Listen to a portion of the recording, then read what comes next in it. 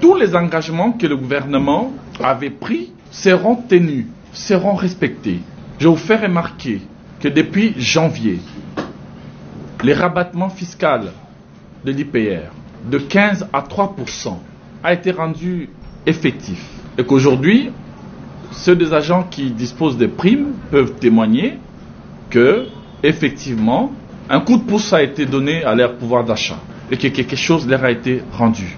On parle quand même de 12%. Et quand je regarde le même réforme, parce que je suis dans un forum international de ministres ayant la fonction publique dans leurs attributions, Europe, Afrique, Asie, Amérique, eh bien, on essaye de comparer, j'essaye de voir ce qui se passe ailleurs. Et aucun pays n'a atteint un geste fiscal de plus de 3%. Il n'y en a pas eu. Un rabattement fiscal de 3-4%, non, il n'y en a pas eu. Nous, on a atteint 12% de rabattement. C'est un record. On peut dire ce qu'on peut dire, il y a des mesures, après on peut discuter sur quel montant, etc. Mais au moins, le geste est là. Il exprime une certaine volonté.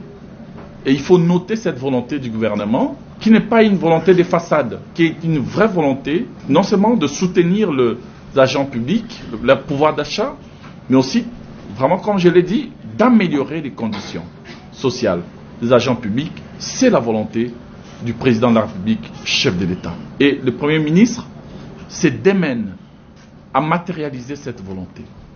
Et nous sommes là pour essayer de la rendre concrète.